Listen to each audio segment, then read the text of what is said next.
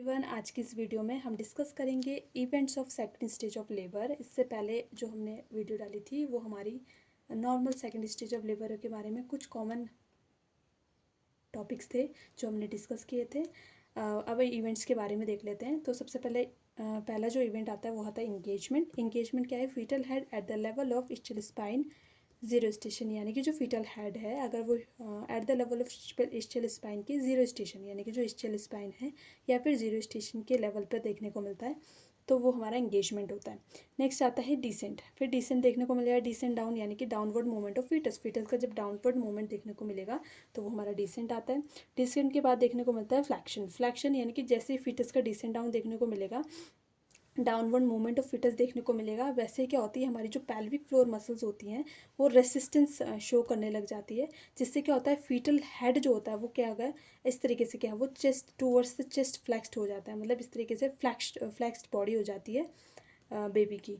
ठीक है, तो इसे आता है फ्लैक्शन।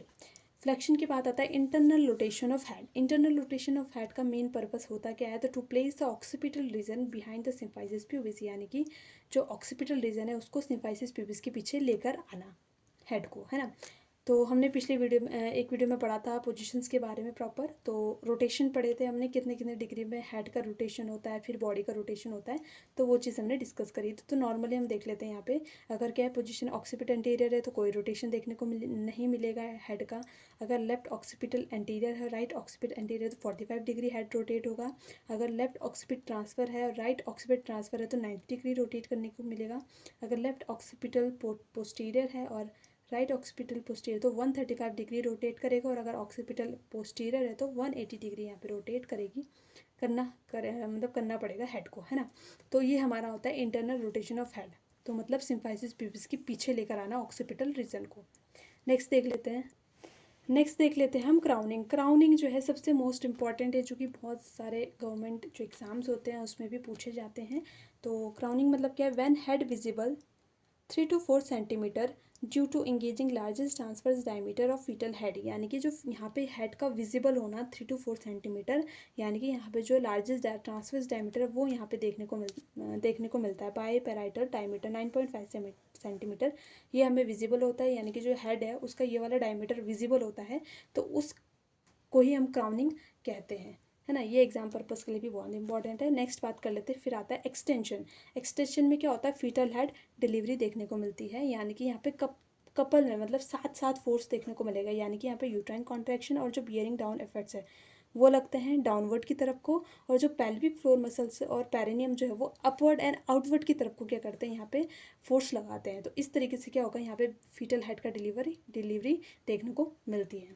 उसके बाद आता है रेस्टिट्यूशन। रेस्टिट्यूशन मतलब होता है untwisting of fetal head opposite to movement of internal rotation of head. अभी पिछले हमने क्या पढ़ा था पॉइंट कि इंटरनल रोटेशन ऑफ हेड को इंटरनल रोटेशन, यानी कि हम क्या करते हैं उसको रोटेट करके कहाँ लाते हैं? सिम्फाइसिस प्यूबिस के पीछे लाते हैं। लेकिन रेस्टिट्यूशन मतलब यहाँ पे फिर से उसको अपोजिट साइड मोड़ना है, यानी कि अगर हम इसको इस तरीके से मोड़ते हैं तो उसको इस साइड हमने क्या करना है, वापस से अपोजिट साइड इसको मूवमेंट करवाना है, तो उसी को हम रेस्टिट्यूशन यहाँ पे बोलते हैं। नेक्स्ट आता है एक्सटर्नल रोटेशन ऑफ हेड, यानी कि internal rotation of that the shoulder, यानी कि यहाँ पे हमने अभी इंटरनल रोटेशन किया था हेड का, अब एक्सटर्नल रोटेशन करेंगे, यानी कि अपोजिट हो जाएगा। शोल्डर का हम क्या करेंगे? इंटरनल रोटेशन, और उसका क्या करेंगे? एक्सटर्नल रोटेशन करेंगे, जिससे इसका पर्पस क्या है? तो to place the shoulder anterior posterior, तो यहाँ पे शोल्डर को एंटीरियर पोस्टीरियर हमें प्लेस करना होता है इसके थ्रू। फिर इसके बाद ये करने के बाद फिर डिलीवरी होती है फिटस की। तो कैसे कैसे करते हैं? तो hold the fetus behind the ear region, यानी कि जो फिटस है, फिटस का जो कान का रीजन है, ईयर रीजन है, उसको हमने होल्ड करना है। तो first downward movement to delivery and ठीक है, फर्स्ट क्या करेंगे? डाउनवर्ड मूवमेंट करवाते हैं, जिससे एंटीरियर शोल्डर की डिलीवरी करवाते हैं, ठीक है। देन अपवर्ड मूवमेंट करवा के हम पोस्टीरियर शोल्डर को डिलीवर करवाते हैं। तो इस तरीके से क्या होता है, यहाँ पे फीटल की डिलीवरी देखने को मिलती है। तो ये था हमारा events of second stage of labour. Next देख लेते हैं मैनेजमेंट के बारे में।